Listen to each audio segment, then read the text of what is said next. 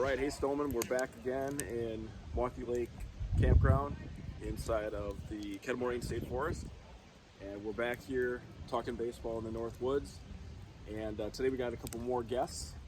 Yesterday you met Paul Malice, my teammate.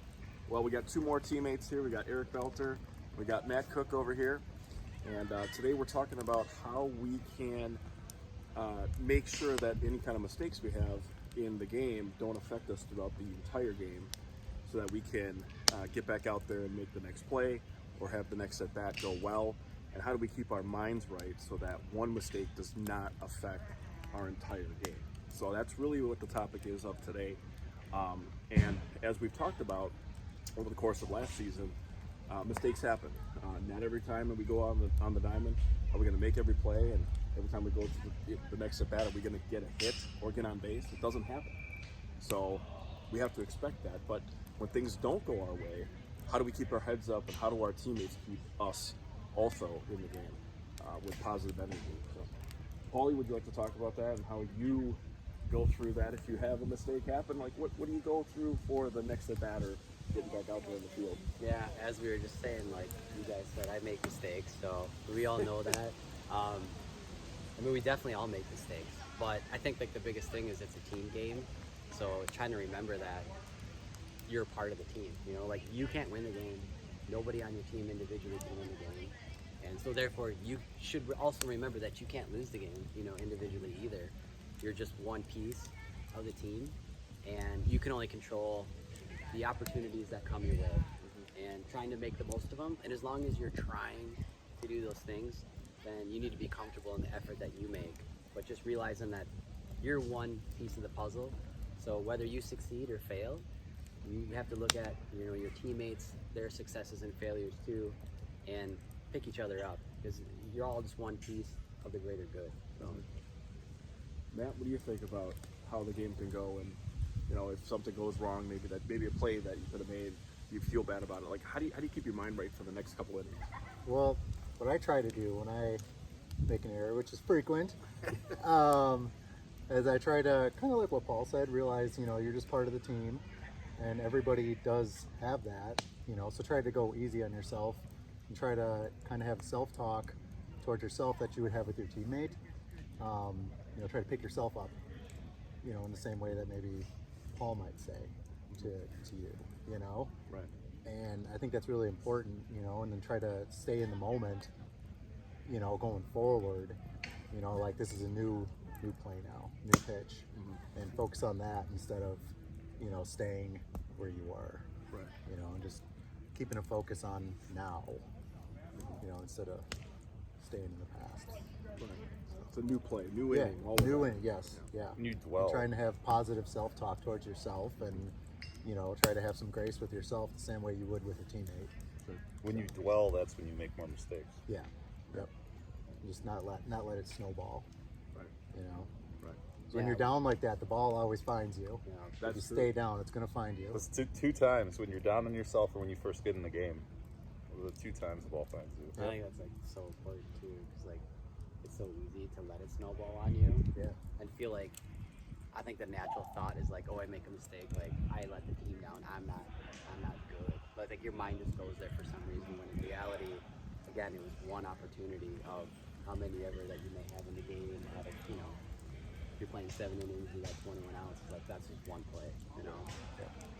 And you're gonna have several others, and you Right. probably had several before that, you know, where you did the right thing. Yeah, And try right. to, you know, focus on those things. Yep. You know, to boost yourself up, and Plus, you can also make a hero move, and then you'll screw up, and and it'll turn out to be a hero play. So baseball's so finicky like that. Yeah. I mean, there's a lot of like individual things that happen in the game that you could affect you, but really it's the whole team. So it's not just I made a mistake. It could be that somebody else made a mistake. We have to pick those guys up too. Yeah. As being a good teammate.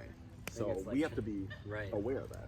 I was like trying to remember, like, again, that it's like what you do is part of the team. So I try and look at it like, not I made a mistake, it's like the team made a mistake. Because it could be anybody, and it is going to be anybody at any given time, you know? So like Matt said, you just got to do your best to go, you know what, like, I didn't make that mistake because I wasn't trying. It just happened, you know? So as long as you know that you had the right intentions and you were like, your mind was in the right place, that's all you can do. And then you go, you know what, like, next time, we'll try again. But have fun with it, because if you don't have fun, then all of a sudden it starts to go sideways. You know? And you can't think about everything. Like, you can't think about that rock that made the ball go slightly off to the side and you missed it, and then blame yourself. Sometimes stuff just happens. You know? Yeah. Yeah. You know, one of the other things too that, you know, we've talked about over the course of time here, whether it's in the off season or season, is how to pick each other up. And we have to understand that, yeah, somebody might have a bad game, a bad play, or whatever like that, but that doesn't mean they're a bad player at all. So we have to keep in mind that even though something happened, they're feeling down, we can come up to them and say, hey, you're going to get it next time, you know, and keep that positive energy flowing, because positive energy is really going to help the team way more than somebody getting on somebody's case and saying, you should have made that play, Cookie, or you should have caught that ball out there, or you should have, you know, it doesn't really matter, because that's negative energy. I think positive energy is always going to win out. Yeah, I mean, I think, and like that's something like we were saying, like with making mistakes, like you guys both said, like there's only certain things in the game that you can control. I mean, you're going to fail a lot in the game, it's part of it. Everybody's going to have their, you know, moments of failure, but you can control like how you act, how you get in a position to do something, your process before it, and how you treat everybody else on the team. You know, it's like, because you know there's going to be mistakes that everybody makes, so you know, treat other people as you would want to be treated, just like in life. And you know, if you do that, then the team environment, it's like less pressure to make that play, because you're like, you know what, not everyone's going to get on my case. It's not going to be the end of the world, so I'm not going to press. And neither, you know, so you should treat your teammates the same and pull for them. And if they do make a mistake, like don't let them hang their heads. Like, hey, we got you. You know, we're gonna make the play. You're gonna make the next one. You're gonna help us later, whatever it is. And you know, everyone's better together that way. Right. Plus, when you take the pressure off, then you can learn from it. Like if you're pressuring yourself, you can't learn. I agree. One of the things I do, like I'm sure you guys notice, like when we're in the field in between plays, I try to keep it pretty light, you know, and I'll goof around and clown around and say stuff. But then, you know, once the play is on, then it's serious time. Yeah. But in between, you know, I'm trying to, you know, keep myself loose and keep everyone else loose. We can't So share nobody- these here, but some of the conversations this man and I have had Yeah. in the field are just ridiculous. But it's just to try and keep, you know, keep everybody on a good Keeps it mental fun. page, you know, and it keeps it fun. It keeps you like- from getting down on stuff. Yeah, I think like you get locked in, even like it could be like the biggest moment, and you know, rightfully everyone's like, okay, we worked hard, we're at this point, and you want to make the play, and everyone's kind of nervous about making that play, especially when a lot is on the line. But if you're not thinking about that, if you're just in a positive mindset, like you guys said, and because it's a fun environment and because everyone picks each other up, you're probably going to make that play, you know. Right.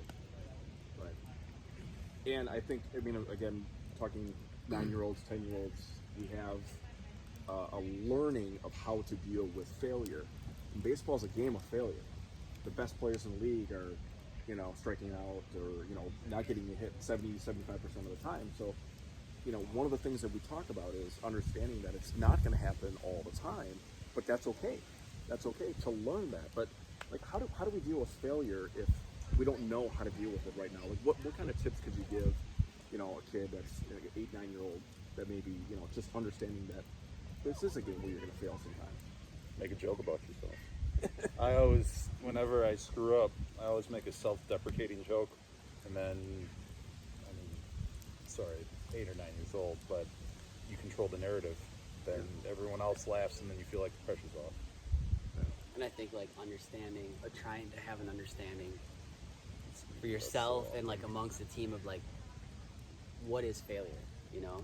Like I think that's the big defining of it, because when you're young, I remember, you know, like you said, like one play, you know, you let a ball go between your legs or you strike out a couple times and you're like, that's failure. Like I failed myself, the team, everybody, like I'm the weak link.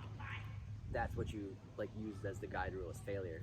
When in reality, again, that's just like, that's not the case. Right. You need to look at like, you can only control your process, your approach. If you do the same things and you're like, okay, I got myself in, you know, the right count, you know, I was in the right position to hit, and I hit the ball, and I went 0 for 4. You know, that's not failure. Like you did everything you could control, And I think just setting your perspective about what failure is helps back you off from actually being so upset, because you realize like this is not failure. It's not the end of the world. This was one little glimpse in a long season. So trying to set yourself to remember that it's like it's just one little play. It's not the See, end of the world. you'll do that too, where you'll do something like that and you'll make like a joke, and people laugh, and then they're like, "Oh, okay, he's fine. It's done with." And then you can think about how can I be better without having them pressuring. Right.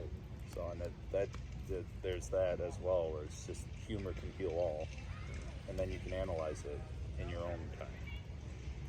There's certainly like that internal pressure that you feel, that you're upset, but then there's external pressure that others might put on, whether it's a teammate or a coach or something. So it's just understanding that you can only control what you can control on the field, and try your best every time.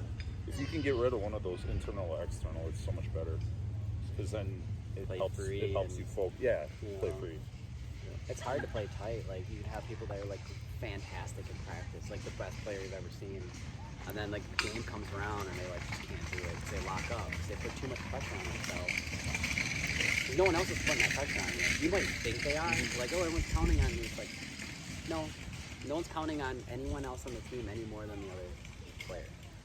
So you just gotta like try and shed that and like change your perspective about it, like you're saying, like whatever that is, whether it's the humor or just realizing like, hey, you're as important as everyone else on the team, whether you're in the game or not in the game. Like, it doesn't matter, Well, the flip side to that coin is if you have that person who's giving you a lot of pressure, then you can internalize it where you're like, I'm going to prove them wrong. So Absolutely. you can just manipulate it in your head to your advantage. Kind of getting yourself in the right headspace. Right? Psyching yourself up, that type of thing, yeah. I think it's important to always realize too that there's always going to be another opportunity, so you can't get too down and kind of quit on yourself. You gotta tell yourself, hey, might have missed this one, but I'll try and learn something from it and use that for the next time. Make the most of Make the most of it. opportunities. Yeah, always try to learn something from Yeah. whether you have a success or a failure, and using that for the next opportunity. Because even if it doesn't come again this game, a similar situation will come up again in the future. Right. So, Good deal.